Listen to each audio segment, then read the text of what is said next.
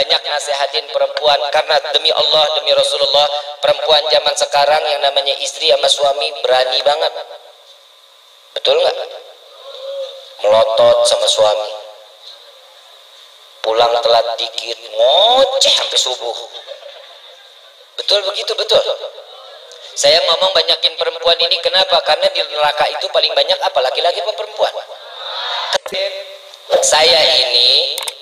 Saya pengen ngizinin suami saya nikah lagi, tapi sakitnya Bib, ya Allah Bib, saya nggak bisa dimadu Bib.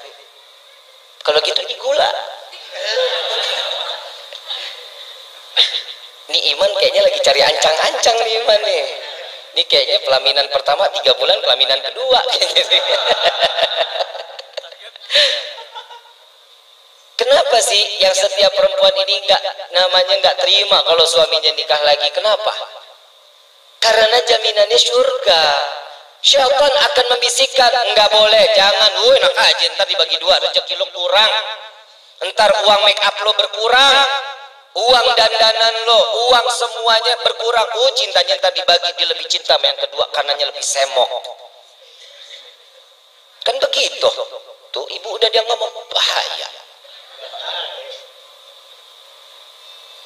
Tapi apa diteruskan oleh Allah Subhanahu wa taala di dalam firman-Nya? Jika satu mencukupi, kata Allah, di dalam syariat, di dalam ketentuan hak kepada laki-laki, nggak boleh, cukup satu. Alhamdulillah. Lega nafas Bib. Tuh Pak, denger tuh Pak tuh.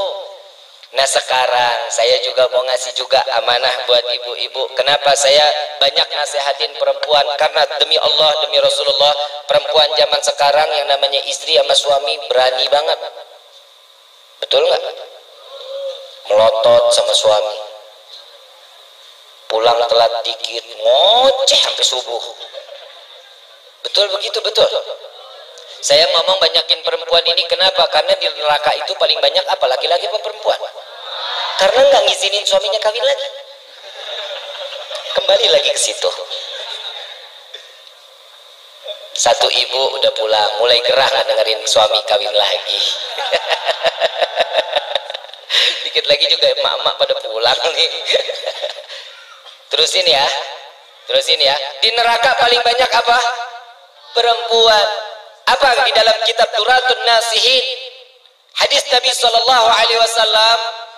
di dalam riwayat tersebut dikatakan, saat aku Isra wal Mi'raj, aku diperlihatkan neraka dan paling banyak istri-istri yang berada di dalam neraka. Nah lo, istri siapa tuh? Insya Allah bukan istri kita, insya Allah, amin ya Rabbal. Mudah-mudahan ya ibu-ibu di sini, ibu-ibu yang solehah semua, istri yang taat sama suami, istri yang taat sama Allah, sama Nabi Muhammad sallallahu alaihi wasallam. Yang pertama Siti Fatimah. Kenal Siti Fatimah? Putri tercinta Nabi Muhammad sallallahu alaihi wasallam. Bertanya, ya Rasulullah, wahai ayahku, apa yang membuat perempuan-perempuan atau istri daripada suami mereka itu ada di dalam neraka? Yang pertama, ada yang diikat daripada bun-bunannya, diikat, ditarik oleh malaikat sampai otaknya berceceran. Dan yang kedua, ada yang terikat daripada payudaranya, ada pula yang memakan daripada jasadnya sendiri, ada yang membongkar isi perutnya, makan usus-ususnya, dan ada juga kalajengking, ada juga yang namanya kelabang masuk daripada kemaluannya sehingga keluar dari duburnya, hancur isi daripada perutnya. Dengar nggak tuh? Serem nggak Bu? Ini bukan dongeng ya, bukan dongeng, tapi ini kenyataan alal haq yang diceritakan oleh baginda Nabi Muhammad sallallahu alaihi wasallam. Siti Fatimah mendengarnya nutup kuping. Siti Fatimah menutup kupingnya sambil menggelengkan kepalanya, gak sanggup dengarnya.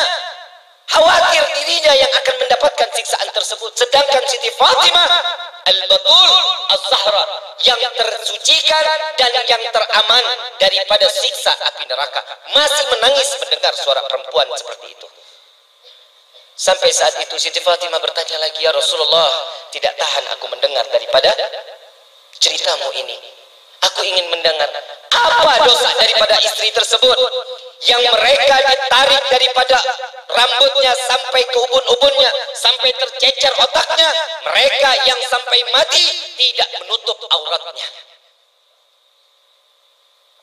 Dan yang kedua, yang menggantungkan daripada payudaranya, mereka yang mengumbar jasad atau badannya untuk dilihat daripada laki-laki yang bukan mahramnya. Yang ketiga, mereka yang memakan daripada daging-daging jasad sendiri karena mereka adalah seorang wanita yang demen berhias untuk dipandang untuk orang lain, bukan untuk menyenangkan suaminya. Yang keempat, kata Nabi, kemaluannya dimasukkan daripada kalajengking dan daripada binatang-binatang yang sangat beracun masuk ke daripada alat kelaminnya, keluar sampai duburnya sehingga digerogoti daripada isi perutnya. Mereka yang tidak menjaga kemaluannya. Yang kelima, mereka yang membuka daripada isi perutnya, memakan makanannya daripada isi perutnya sendiri. Mereka yang menceritakan kejelekan suaminya.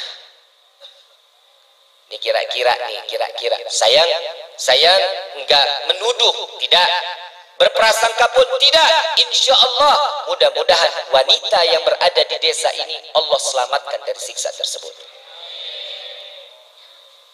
Saya nggak perlu ibu jawab, perempuan jawab, tapi renung sendiri. Dari sekian banyak yang diceritakan, ada nggak salah satunya yang saya tidak jaga daripada kehormatan suami saya?